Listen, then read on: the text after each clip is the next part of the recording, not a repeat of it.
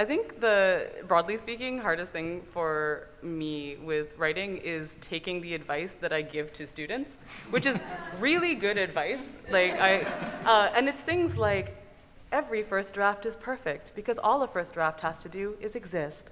And things that I will say and never believe and just cannot do. But in the case of, genuinely the hardest writing process I've had for a published work so far is The River Has Roots, and it's because it began life as a novelette. It was commissioned to be a specific audio-only project, and so it had a very programmatic, very specific length that it was supposed to be, and I came up with the story kind of within those parameters, and then that project just sort of fell through after it was already complete and copy edited and stuff. So, and it was ultimately fine. It was a not a terrible situation. I did sell it to Tor, but then it had to become a novella, and so trying to preserve the things in it that I already loved and was proud of while changing literally everything else about it to kind of make it into a completely different project was really hard. And I kept saying to my editor, it was like I'd knitted a scarf and I had to turn it into a sweater, but all I knew how to do was knit more scarf, and trying to just kind of give it dimension and while preserving its spirit but changing its shape, which is thematically appropriate, was really hard. But the thing that actually fixed it was my partner said, why don't you just do what you tell your students to do and just read it out loud? I was like, that's a terrible idea. Why would anyone do that? And I did, and it fixed it. And so I'm a better teacher than I am a student of my own things, but yeah. First off, shout out to all the costumes in the audience. You guys are killing it. Hell yeah. We got Ash Ketchum, we got a Sim, we have a mime. There's so many cool costumes. What was the question? Just kidding. So I think for me, I'm going to echo second book curse. Second books are hard. I was one of those people that was like, oh, the sequel to this movie is so trash. They ruined the And then I had to write a sequel, and I was like, I'm never talking trash again. This shit is hard. It's so hard. So for this book, you're telling the middle part of a story, right? It's a story on its own. It's self-contained, but it's the middle of a story. It's so easy to get into a story at the beginning. It's so easy to get at the end and be like, oh, I get it. But in the middle, it's kind of it's hard to figure out. And I ended up writing 9 drafts of this book. I typically write about 2 to 3 drafts of a project. This took 9. There's way more words that do not exist in this book than there are in the book, by a lot. Character arcs, characters, places, scenes that just had to get cut. And it took a while. And part of it, again, was reading Goodreads when I shouldn't have been, and seeing what people thought of the first book and being like, maybe I should change this, and battling and then deciding not to. And it's a whole thing, the second book. Can I actually ask a question? Is that yeah, cool? Yeah. I'm super curious to know whether you intended to have 3 books from the story, or whether it was I could build the story out more. It was a bit of both. When I wrote the first book, I was like, this is good. I'm happy with it. And then when I presented it to Tor, I was like, I like money and I need money to pay rent. And so I was like, would you guys like a trilogy? Because I had the idea of what I could do. I knew what I wanted to do if it was a trilogy, and they said yes, and then I kind of ran with it. Awesome, cool. Yeah. I asked this because I adored this book and thought the world was super rich, and was like, I would read so much more in this world, and then I'm thrilled that there is more, and so anyway. Well, on that note, Moses, I have a question for you specifically. So when I was reading all of the books preparing for this panel, your first book is 86 pages long. Yeah. And so I picked it up and I was like, oh, it's a cute book. And then I was sobbing at the end. Yeah. Can you kind of talk about how you really punch way above your weight in such a short time? And sometimes I think people think you have to have these epic 1,000-page fantasy worlds to really be considered high fantasy. And man, you just do it so concisely, but just, you got me.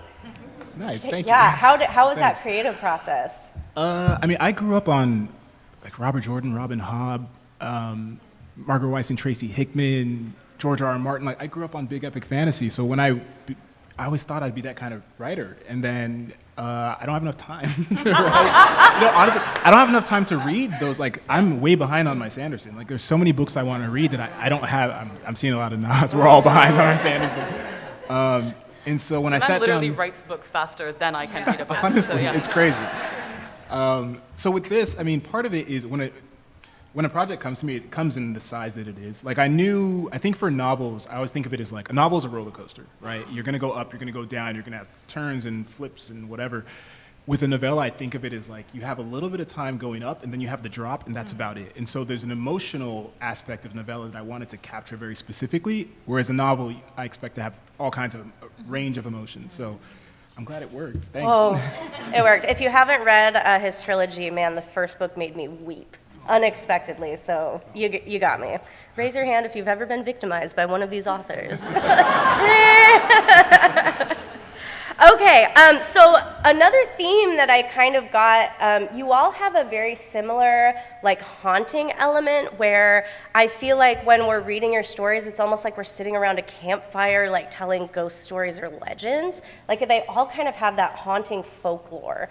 Can you kind of touch about, like, did you draw any inspiration from folklore or legends, and how did that influence your writing? Kaylee, we'll start with you, because we've kind of chatted about a little bit of your inspiration with your book. Yeah, there's lots, but specifically, this book focuses on sirens, but from Greek myth. So they're winged, they are not mermaids, they are not scaled, but I did want to explore, and I have always been fascinated by, for thousands of years, sirens have existed in literature, and they've made this sort of shape-shifting transformation through art, through so many different mediums, and they've persisted, and I just thought that was such, alongside their sort of femme fatale archetype, there's so much to explore there, and that's really sort of the root of this. And there's also, things that I loved. Hans Christian Andersen, The Little Mermaid, the original sort of much darker stories that I read as a 9-year-old and was like, why was I allowed to read this? But they stuck, and definitely not a retelling, but absolutely inspired by those older folklore and myth stories. And Hayley, your retelling of like vampires as reapers was fantastic. Thank you. Yeah, I honestly, growing up, I was really into like all mythological creatures and stories, and I mean, I wasn't like specifically drawn to vampires until I knew that I wanted to tell a story about like immortality and blood, and it just kind of naturally, I was like, okay, vampires, duh. And I think that immortal creatures and monsters specifically are a great kind of vehicle to explore certain themes, and specifically because my book is about Black history, I was like, I want to show how Black history has shaped the world today and how events hundreds of years ago still impact us today. And so I saw the vampires, or I call them reapers because I see them as like manifestations of death in my world, and I really just see them and like their kind of reaperhood disease as like a physical manifestation of anti-Blackness and how it spreads throughout the US and the world. And so, yeah, I just, the mythology, I guess I examined a little bit of classic vampire mythos, but it was very inconvenient for me to only have my vampires able to come out at night. So I was like, they have to go in the sun. I know, in book 2, there's a little bit more of they can't go in the sun because there's like crazy stuff going on, but I wanted to change it up a little bit because I did want people to go into it with kind of like zero expectations, like knowing, oh, they're vampires, but they're not called vampires, so maybe there can be some fresh ideas that come to their minds. And yeah, I think it's just really cool because there are so many different ways to tell vampire stories, and I think specifically when it comes to like old Gothic literature, a lot of times the monsters have been what people are warned against, and they have kind of been modeled after minorities, like queer people or people of color, and so it was cool to kind of reclaim that and turn them into their own kind of hero with agency. Anyone else want to chime in? Oh, yeah, in terms of like... No pressure. No, I have lots of questions. Yeah. So The River Has Roots is straight up a retelling of a ballad. Does everyone know what a murder ballad is? Okay, it's great. So it's a ballad with a murder in it, basically. Basically, there's like, I grew up super loving fairy tales, folklore, and gave myself sort of a weird education in it because when I was like 7 years old, I was living in Lebanon, and our neighbors in the building that we lived in had a complete set of the Encyclopedia Britannica, and totally by like fluke, they were very cool with letting little kids run in and out.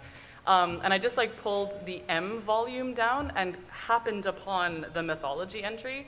And in it, there were like loads and loads of names of just like mythological figures. So I just sat down, opened that, and then kept pulling like in alphabetical order books off the shelf to like read the entry for Alcestis. And I just like kind of kept going. So I sort of like, I don't know, like a research project for myself.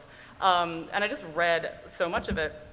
But so it's kind of like built into me to just like have these templates for stories and also kind of reach for them in places. But The River Has Roots is specifically a retelling of a ballad type called The Cruel Sister. And the story of the ballad is that there are two sisters, there's an older and a younger. The older is jealous of the younger. They're both being courted by the same man who is mysteriously not the villain of the story. And the elder sister drowns her younger sister, as you do. And then the younger sister goes through a bunch of transformations, turns into a swan, turns into a harp, and tells the story of her murder. And then the older sister comes to a bad end. I am an older sister, and like, so well, the first time I heard this ballad was Lorena McKennitt, my countrywoman, and she has a song called The Bonnie Swans, and I remember just like really, really loving it, but also going like, this song tells me nothing about my life because I love my little sister very much. Like she's probably the most important person in the world to me, and the idea, just everything about the story that was compelling and cool was the weird shit. Like it was just like, why do you turn into a swan and then a harp? Like, actually, the reason she turns into a harp is because a harper comes passing by, finds her corpse, and decides to like turn it into a harp. And it's just like, it's not a thing people do. Like that's just, he's supposed to be a harper who comes by, and just like, if you already have a harp, why do you need to like turn, so like he makes harp pins of her fingers fair, he makes harp strings of her golden hair. Hair makes bad harp strings. Harp strings are made of gut. But anyway, so there's all this stuff that I just like loved in the ballad, but the core story made no sense to me. So I wanted to retell it in a way that was almost like fix-it-fic for the ballad. And to have a story that really centered on two sisters really loving each other in this kind of magical landscape. And the way that the magic of it, the magic of it is also drawn from not a specific ballad or a thing, but it's kind of like a composite of the reading that I've done on fairies, fairy folklore, and also just sort of the magic of having a narrator that is telling you a story. Like, you know, in The Hobbit, it's like, in a hole in the ground there lived a hobbit. You know, there's just, I feel like there's a kind of narration style that's really fallen out of fashion, but that I'm deeply in love with. So a lot of it kind of draws on Hope Murley's Blood in the Mist, which I also super loved. Yeah, does one person know that book? Amazing. It's so good. I highly, highly recommend it. Anyway, that's me. Moses, do you want to add anything? I felt like your books were like legends that I was hearing like passed down. It was so beautiful. Thank you. Everyone's so nice. Y'all are so nice. Yeah, that was, so I'm Nigerian American, so my family's from Nigeria, and so a lot of the mythology I encountered was through the storytelling of my dad, who's a great storyteller. And when we were kids, he would tell stories about his life and about legends he was told and myths he was told. And so when I was writing the book, I wanted in some way to kind of tell the myth of his mythology, of his culture, right? And so part of it is the voice and how it sounds. It sounds like it's a story being told to you. Part of it was the intent of the series is to explore how stories become stories, and they change and they warp both deliberately and incidentally, and kind of the effects of those things. I love that. SenLinYu, do you want to add anything? Yeah.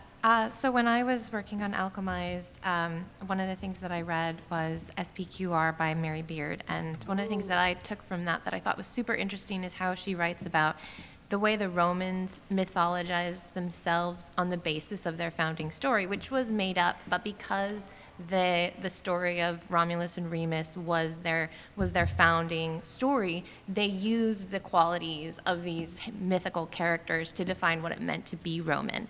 And so when I was working on Alchemised, that was a very big piece of inspiration, was just the idea of how countries and cultures will mythologize their origins and or whatever version of the story has survived, and then that leads their future choices and the things that they do.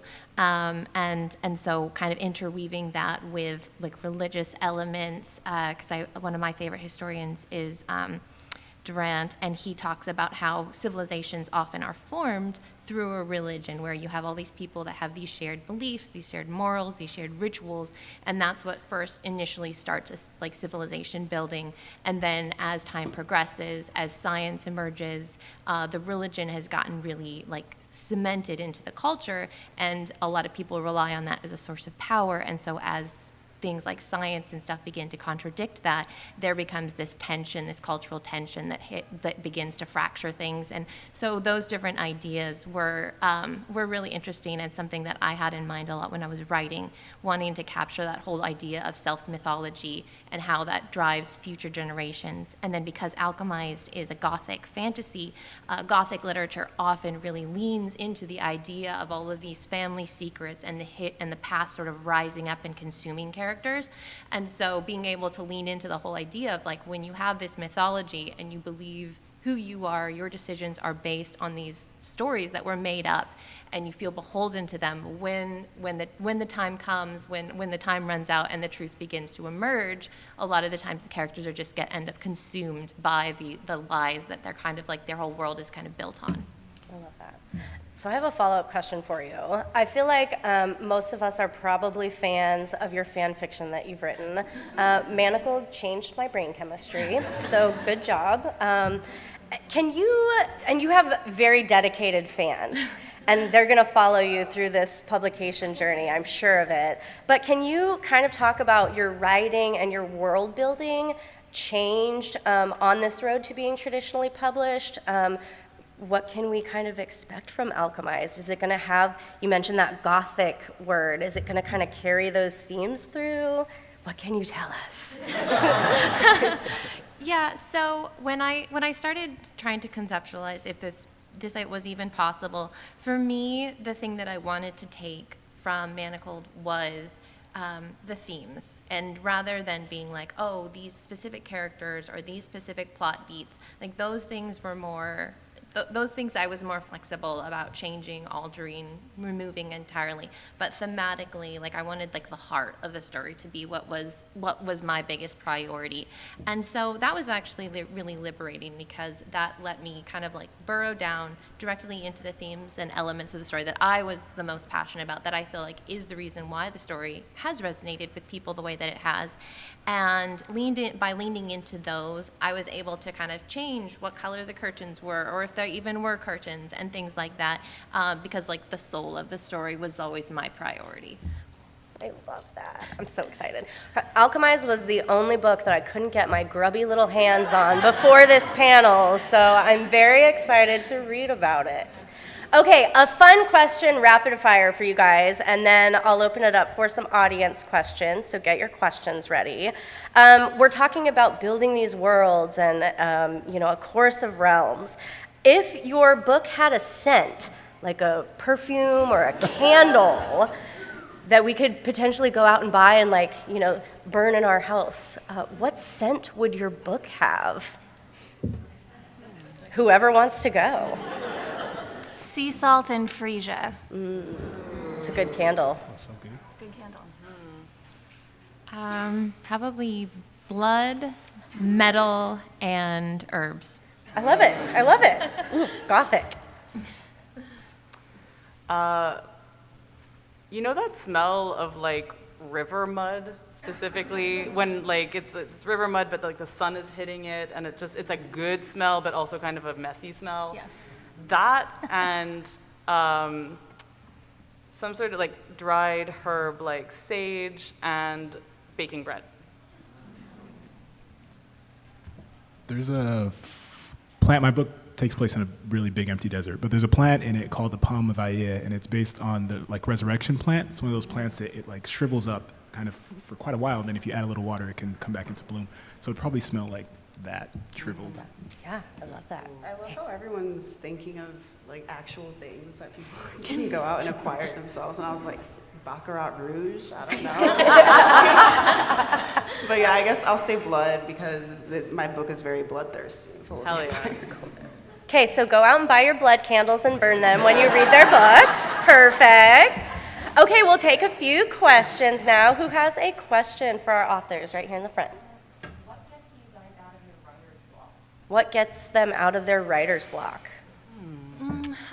I will say that usually if I am blocked, I've made a mistake. So I go back and I kind of have to retrace my steps and see where the gut feelings started to go wrong. And usually I've made a wrong turn somewhere and I didn't realize it then, and it's got, it reared its head later. And then sometimes I'm just tired and I sleep, I stop. And I think over the years I've learned what the difference is, if it's an actual story issue or if it's a burnout issue. But that took time for me to figure out what was what, and now I know, luckily.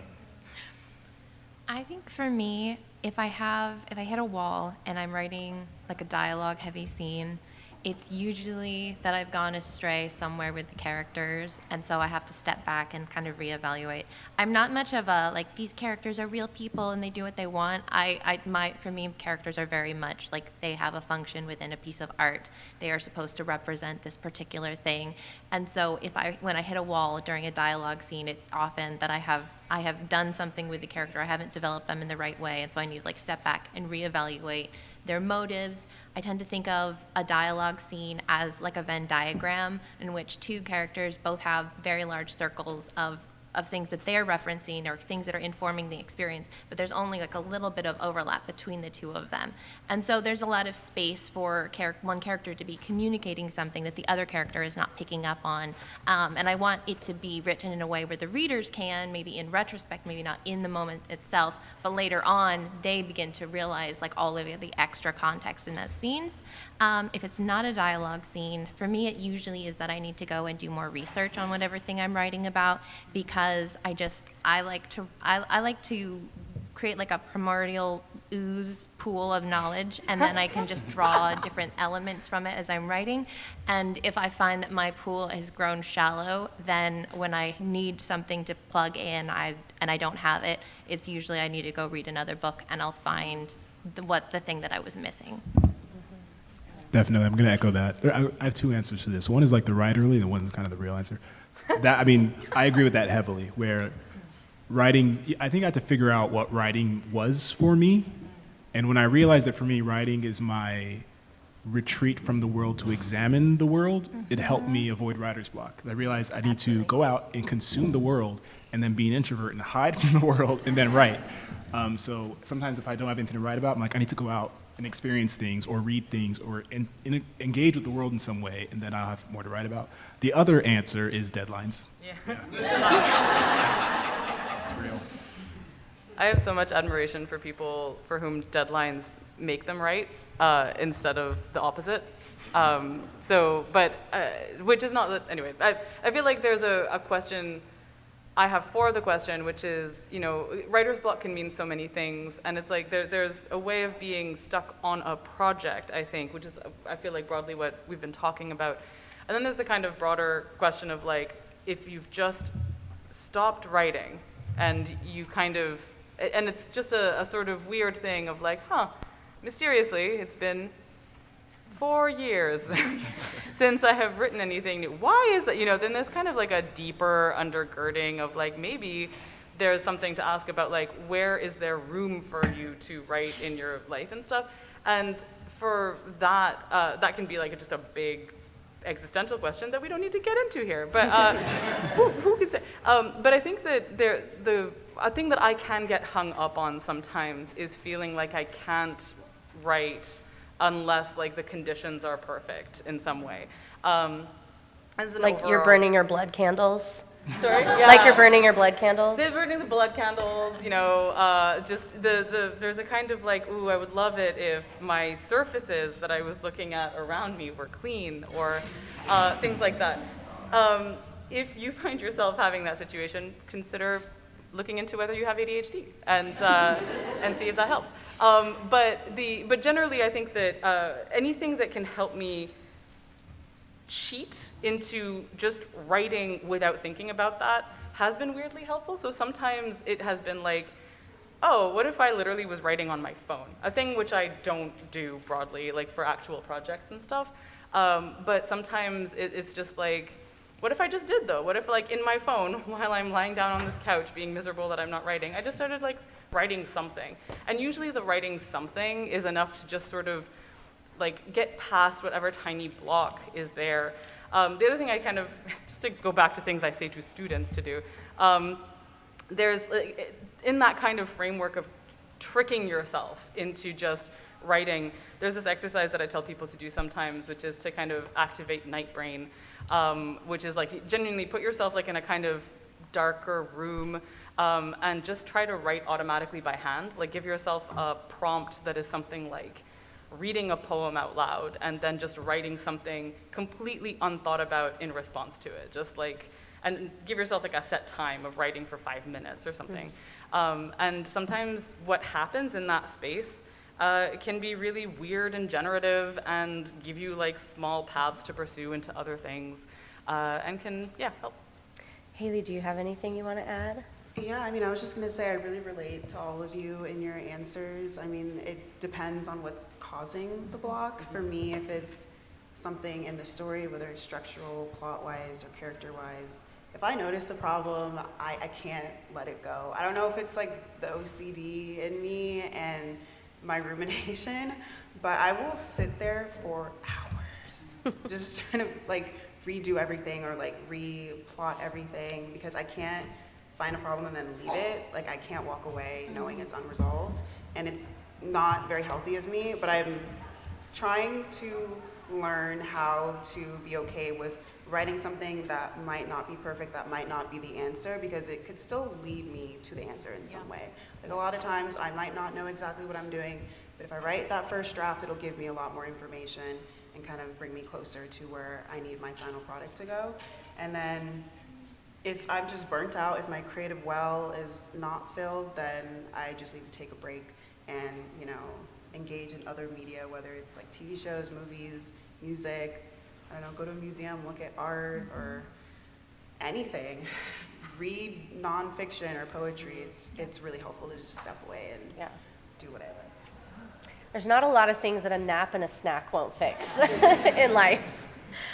Okay, do we have any other, so many questions. You right here in the hat.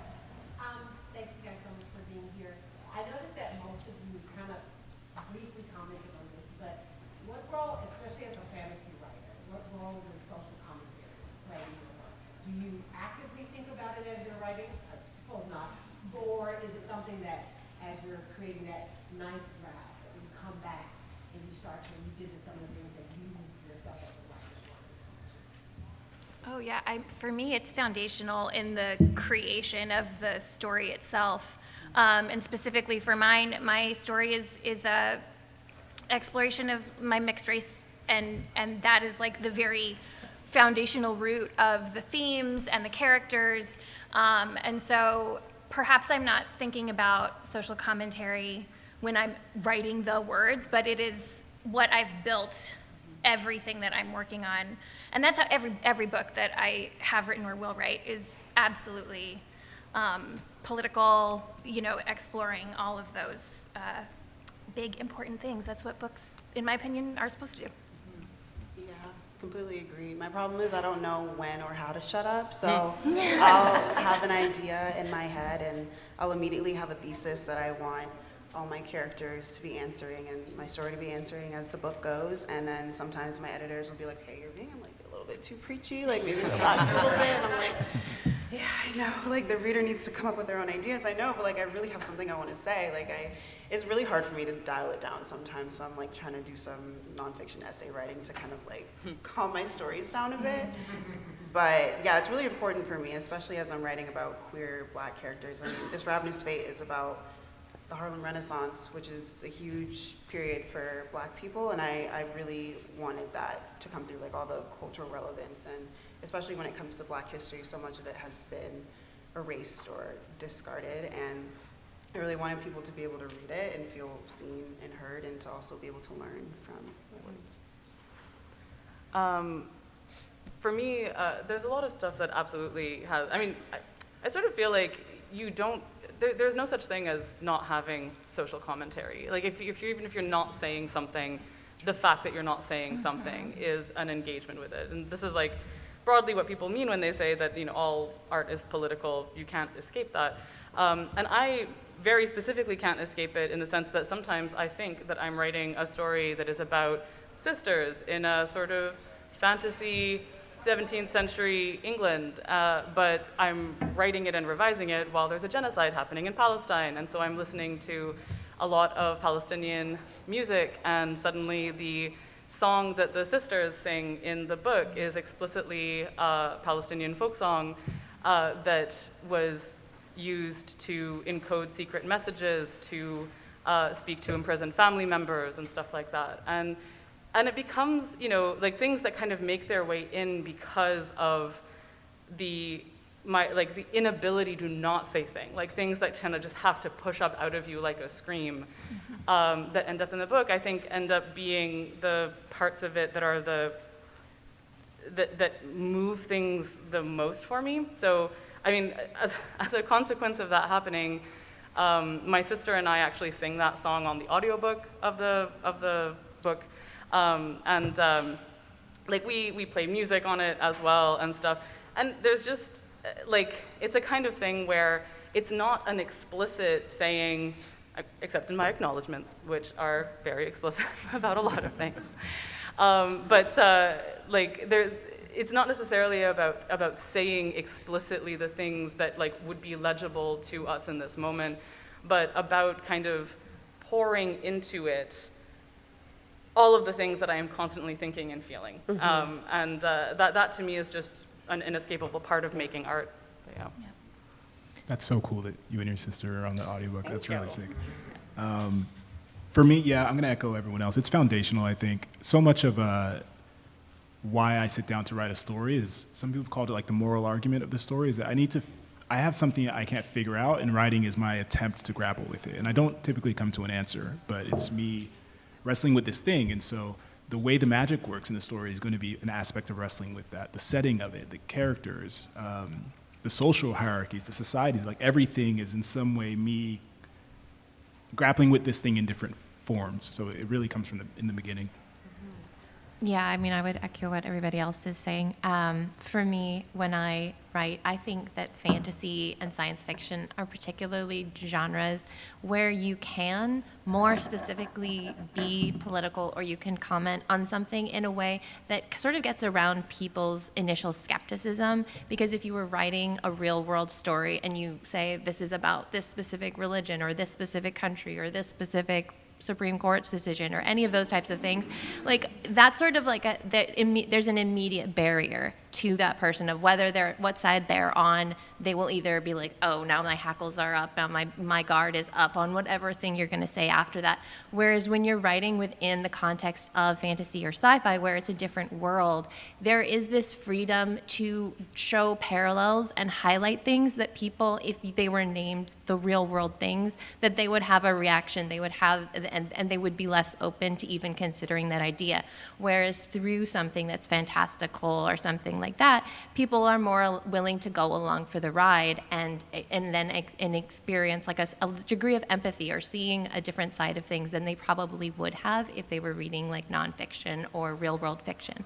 And so that's something that I tend to, whenever I'm adding like fantastical elements, I do try to really evaluate what the parallels are, what that is inadvertently potentially say, Like, say, sometimes people will struggle with like fantasy racism, where they create fantasy racism and they're trying to show humanity or something, and yet inadvertently they create an actual justification for racism in their story. Like Zootopia struggles with that, where all of a sudden, oh, they actually are predators. And so trying to be really conscientious of that, but at the same time, sometimes those mediums can say things that people are a lot less willing to hear in the real world. I love that. All right, another question in the back. Are you pantsers or plotters? I'm a gardener.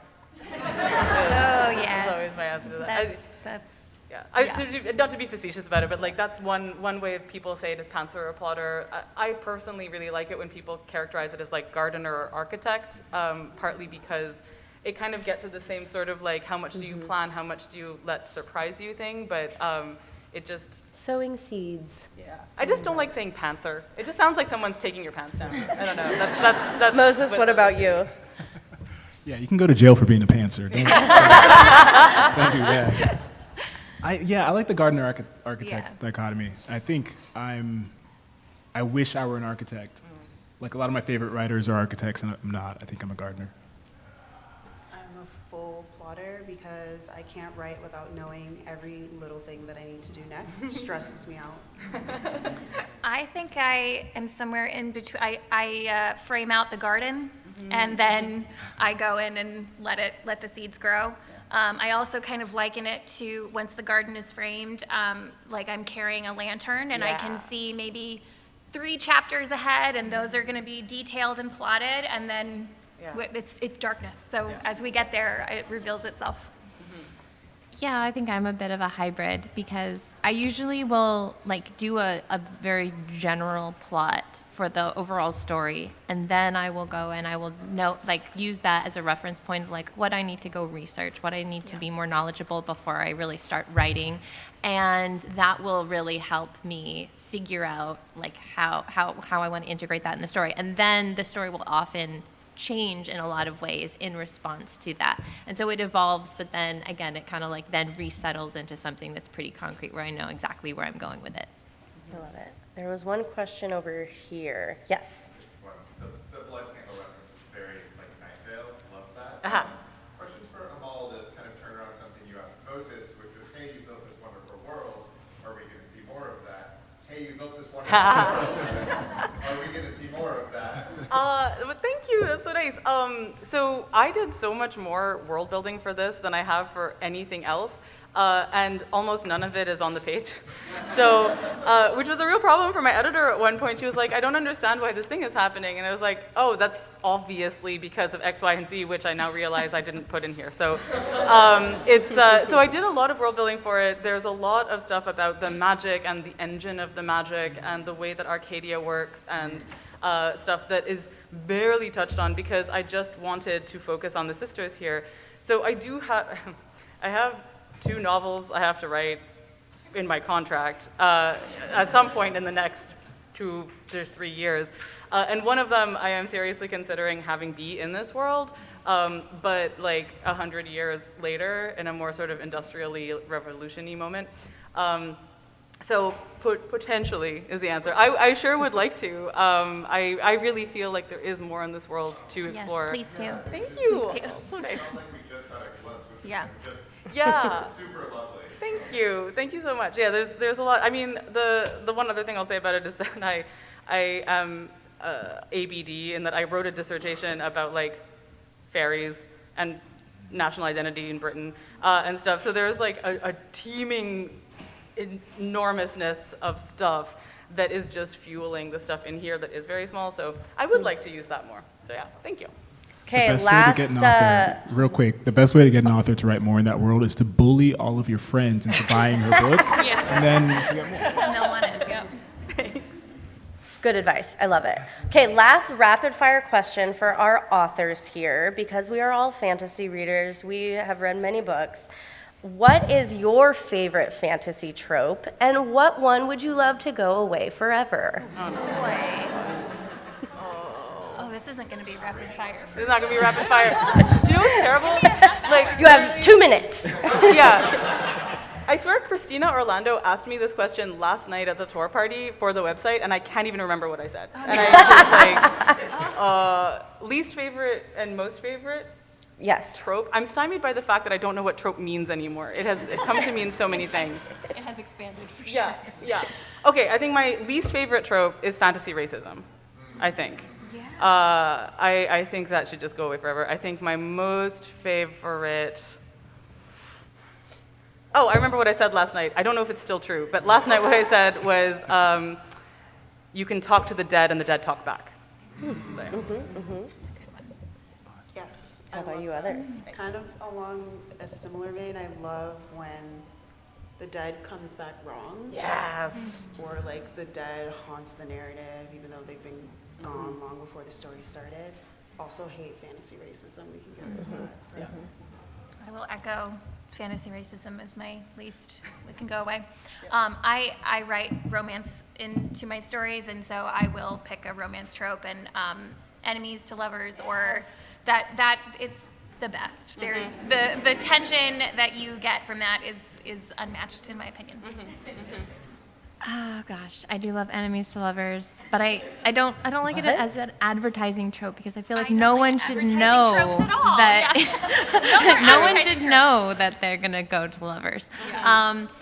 But yeah, fantasy racism or fated mates, just because I am always like, no, I want this to be the most implausible pairing, and then I want it to somehow get there. I don't want there to be anything making them end up ultimately. So I do roil against that one a bit. Moses? Oh, I'm sorry. I'm so bad at thinking about tropes. Maybe like a character trope, like the casual badass Matt Coffin type lovable rogue character. I do like it. As much as I see it, I like it every time. Yeah. And then my least favorite, I mean, I can't beat racism. Absolutely. Fantasy racism. What do I Don't say? say that. It means you like fantasy yeah, racism. exactly. I'm so sorry. All right, well, on that note, don't be racist. Don't write racism. Should go without saying. But thank you all for being here for this amazing panel.